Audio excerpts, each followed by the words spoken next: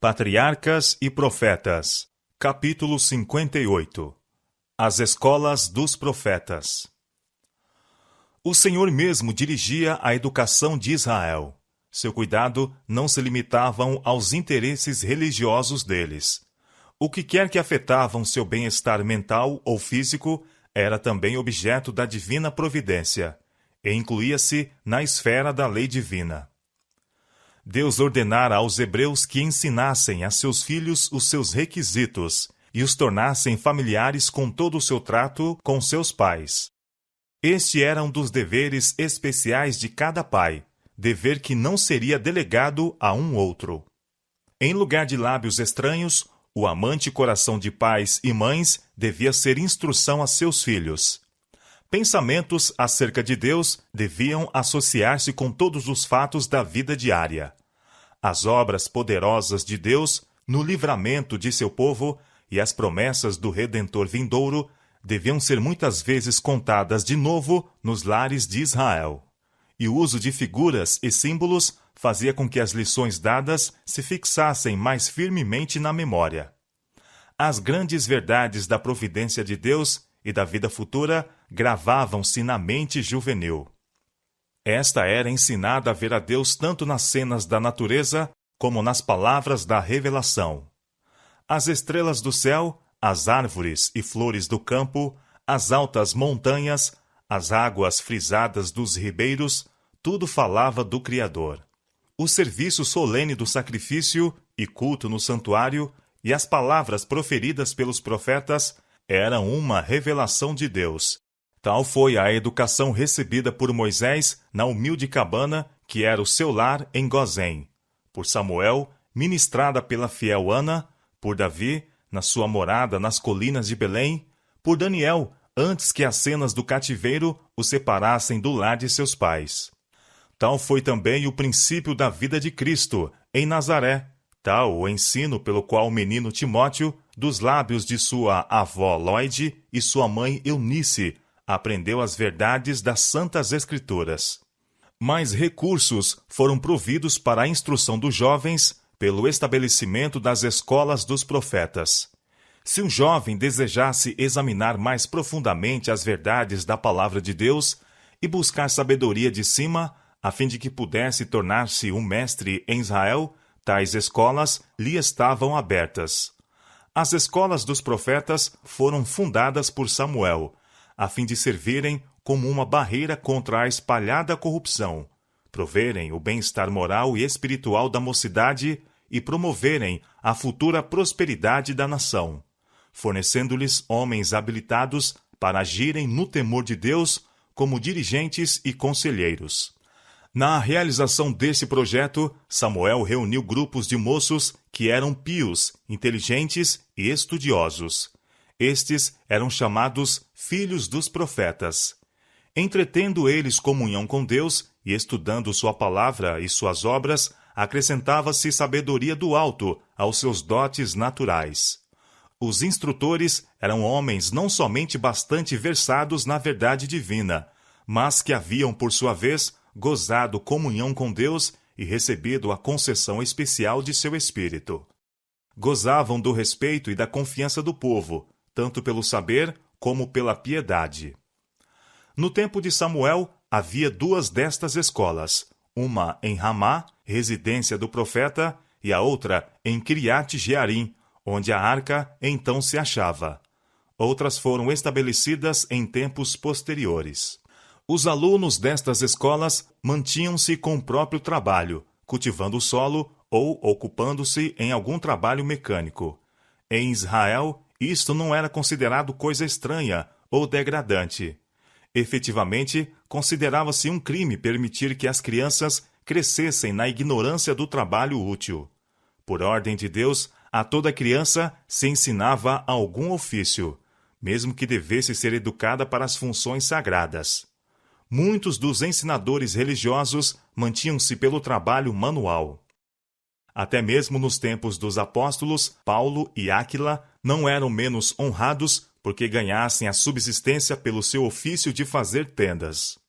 Os principais assuntos de estudo nessas escolas eram a lei de Deus, juntamente com as instruções dadas a Moisés, história sagrada, música sacra e poesia.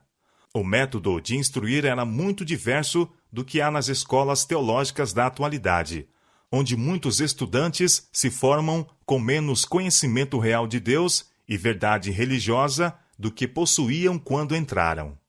Naquelas escolas do passado, o grandioso objetivo de todo estudo era aprender a vontade de Deus e o dever do homem para com ele. Nos registros da história sagrada, acham-se traçadas as pegadas de Jeová. Referiam-se às grandes verdades apresentadas pelos tipos e a fé apreendia o objetivo central de todo aquele conjunto cerimonial, a saber, o Cordeiro de Deus que deveria tirar o pecado do mundo. Acariciava-se um espírito de devoção. Não somente se ensinava aos estudantes o dever de orar, mas ensinava-se-lhes como orar, como aproximar-se de seu Criador, como exercer fé nele e como compreender os ensinos de seu espírito e obedecer-lhes.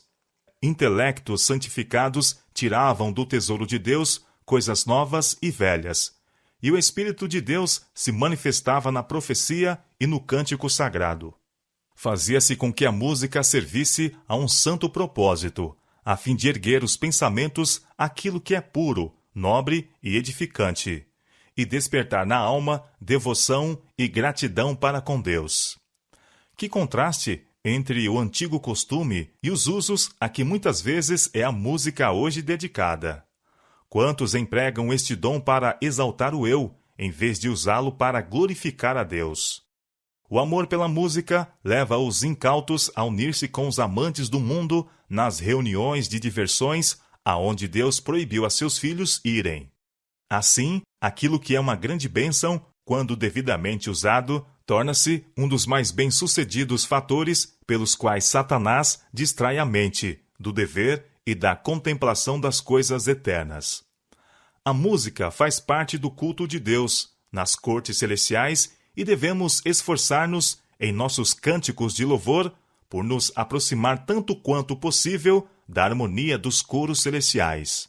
O devido adestramento da voz é um aspecto importante da educação e não deve ser negligenciado. O cântico, como parte do culto religioso, é um ato de adoração, tanto como a prece. O coração deve sentir o espírito do cântico, a fim de dar a este a expressão correta. Quão grande é a diferença entre aquelas escolas onde os profetas de Deus ensinavam e as nossas modernas instituições de ensino. Quão poucas escolas há que não sejam governadas pelas máximas e costumes do mundo.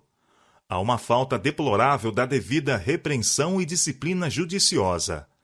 A ignorância que existe da palavra de Deus entre um povo que se professa cristão é assustadora. Conversas superficiais, mero sentimentalismo, passam por instrução moral e religiosa. A justiça e a misericórdia de Deus, a beleza da santidade e a recompensa certa da conduta correta, o hediondo caráter do pecado e a certeza de seus terríveis resultados não são gravados na mente dos jovens.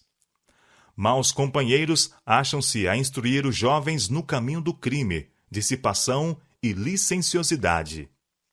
Não há algumas lições que os educadores de nosso tempo possam, com proveito, aprender das antigas escolas dos hebreus? Aquele que criou o homem proveu as coisas necessárias para o seu desenvolvimento no corpo, no espírito e na alma. Daí, o êxito real na educação depende da fidelidade com que os homens executam o plano do Criador. O verdadeiro objetivo da educação é restaurar a imagem de Deus na alma. No princípio, Deus criou o homem à sua semelhança, dotou-o de nobres qualidades. Sua mente era bem equilibrada, e todas as faculdades de seu ser estavam em harmonia entre si. Mas a queda e seus efeitos perverteram estes dons. O pecado mareou e quase obliterou a imagem de Deus no homem. Foi para restaurar a mesma que se concebera o plano da salvação e se conceder ao homem um tempo de graça. Levá-lo novamente à perfeição em que a princípio fora criado é o grande objetivo da vida. objetivo este que constitui a base de todos os outros. É o trabalho dos pais e professores, na educação da juventude, cooperar com um propósito divino, e assim fazendo, são cooperadores de Deus. Todas as variadas aptidões que os homens possuem, de espírito, alma e corpo, são-lhes por Deus dadas a fim de serem empregadas de tal maneira que atinjam o mais elevado grau possível de perfeição. Mas esta não pode ser uma cultura egoística e exclusiva, pois o caráter de Deus, cuja semelhança devemos receber, é benevolência e amor. Cada faculdade, cada atributo que o Criador nos dotou, deve ser empregado para a sua glória e para o erguimento de nossos semelhantes.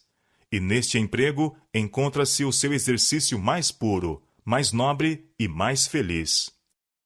Se a este princípio fosse dada a atenção que a importância do mesmo reclama, haveria uma modificação radical em alguns dos métodos usuais de educação.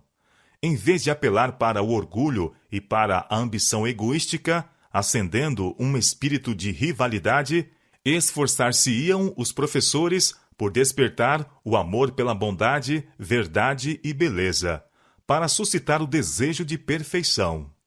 O estudante procuraria o desenvolvimento em si dos dons de Deus, não para sobrepujar aos outros, mas para cumprir o propósito do Criador e receber a sua semelhança. Em lugar de ser encaminhada às meras normas terrestres, ou ser movida pelo desejo de exaltação própria, que em si mesmo atrofia e apouca, a mente se encaminharia ao Criador, a fim de o conhecer e tornar-se semelhante a Ele. O temor do Senhor é o princípio da sabedoria, e a ciência do santo, a prudência. Provérbios capítulo 9, verso 10.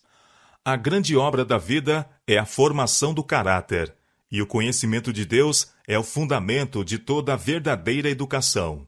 Comunicar este conhecimento e modelar o caráter em harmonia com o mesmo deve ser o objetivo do trabalho do professor. A lei de Deus é o reflexo de seu caráter, daí o dizer o salmista: todos os teus mandamentos são justiça, pelos teus mandamentos alcancei entendimento. Salmo 119, versos 172 e 104. Deus se nos revelou em sua palavra e nas obras da criação. Mediante o inspirado volume e o livro da natureza, devemos obter o conhecimento de Deus. É lei do Espírito adaptar-se ele gradualmente aos assuntos de que é ensinado a ocupar-se. Se ele se ocupa apenas com coisas comuns, tornar-se-á definhado e enfraquecido. Se nunca lhe é exigido atracar-se com problemas difíceis, quase perderá depois de algum tempo a faculdade de crescimento. Como uma força educativa, a Bíblia é sem rival.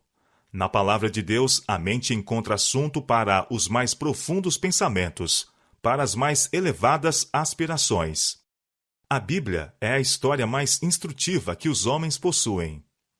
Ela proveio em sua frescura da fonte da verdade eterna, e uma mão divina tem preservado sua pureza através de todos os séculos.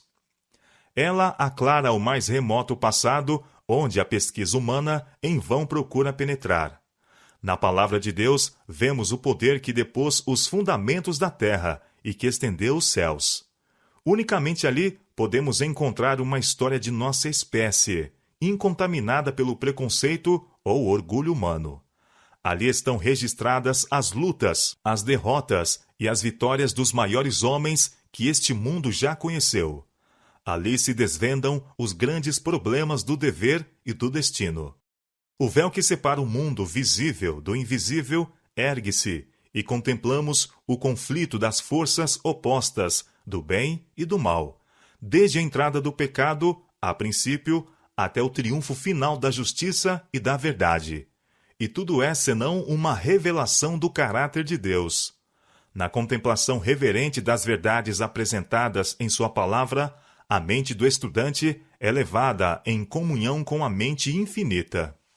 Tal estudo não somente purificará e enobrecerá o caráter, mas também não poderá deixar de expandir e vigorar as faculdades mentais.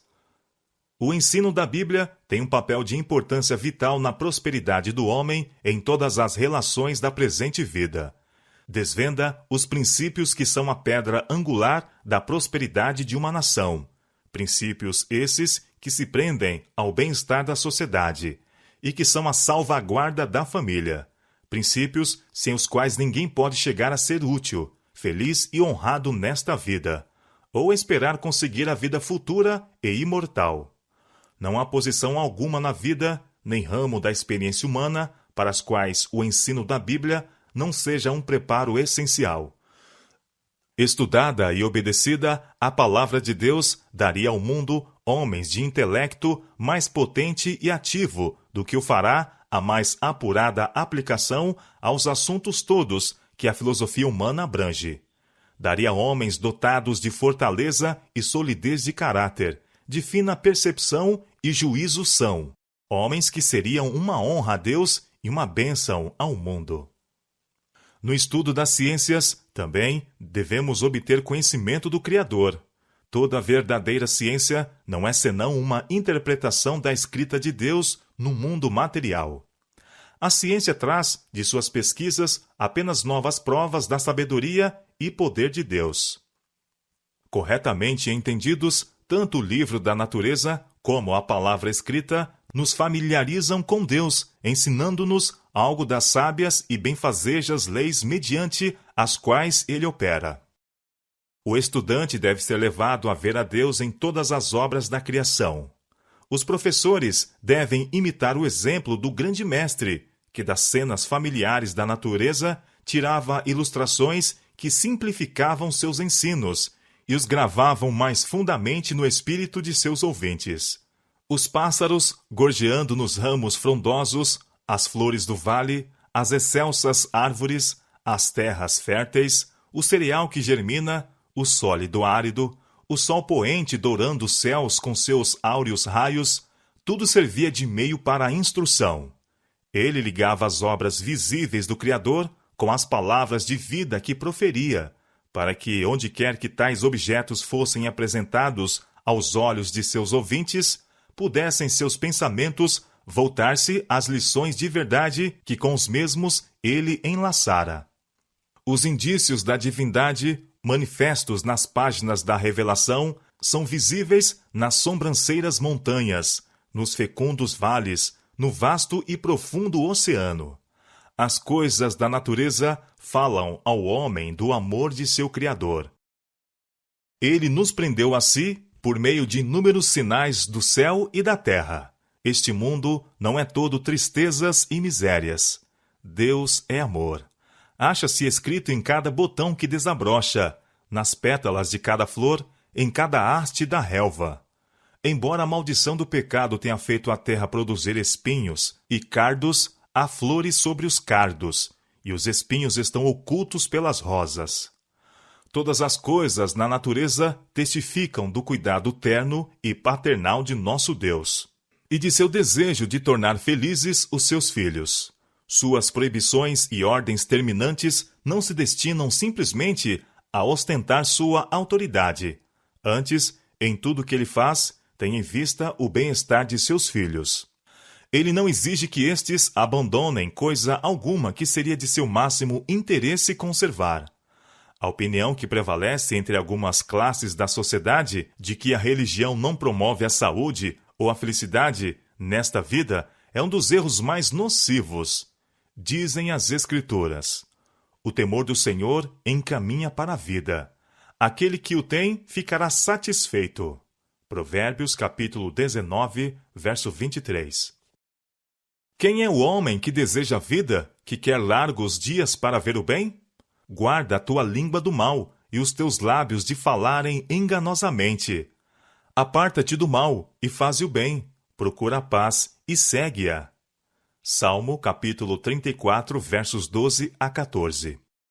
As palavras da sabedoria são vida para os que as acham e saúde para o seu corpo. Provérbios capítulo 4, verso 22. A verdadeira religião leva o homem à harmonia com as leis de Deus, físicas, mentais e morais. Ensina o domínio de si mesmo, a serenidade, a temperança. A religião enobrece o espírito, apura o gosto e santifica o juízo. Faz a alma participante da pureza celestial. A fé no amor de Deus e em sua providência, que todas as coisas dirige, alivia o fardo da ansiedade e cuidados. Enche o coração de gozo e contentamento, seja na mais elevada condição ou na mais humilde. A religião tende diretamente a promover a saúde, a prolongar a vida e a aumentar o gozo que experimentamos em todas as suas bênçãos. Abre à alma uma fonte de felicidade que nunca se estanca.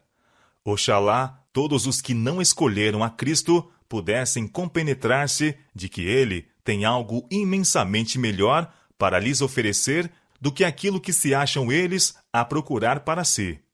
O homem se encontra a fazer o maior dano em justiça à sua própria alma quando pensa e age contrariamente à vontade de Deus.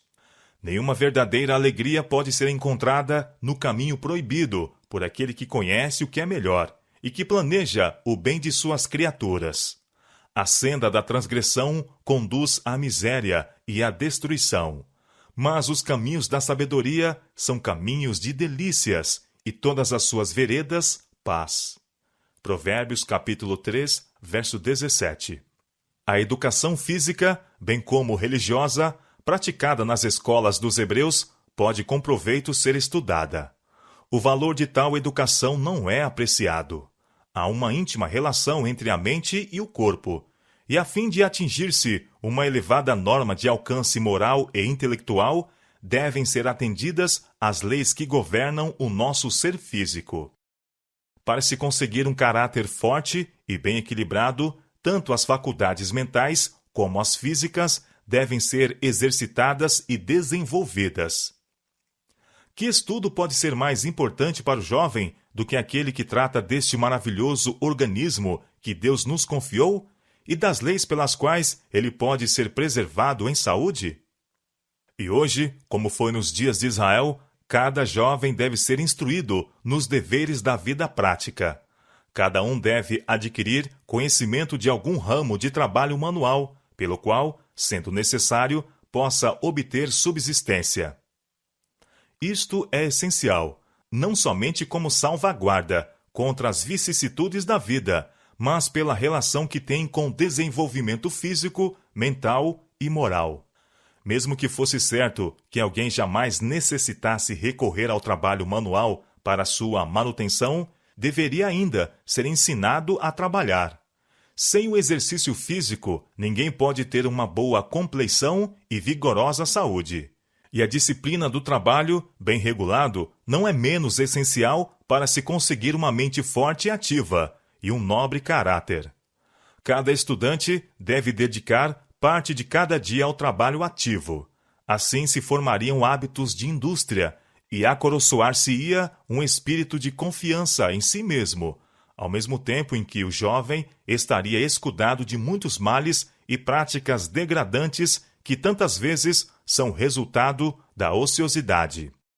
E tudo isto está de acordo com o objetivo primordial da educação, pois que, acoroçoando a atividade, a diligência e a pureza, estamos nos pondo em harmonia com o Criador.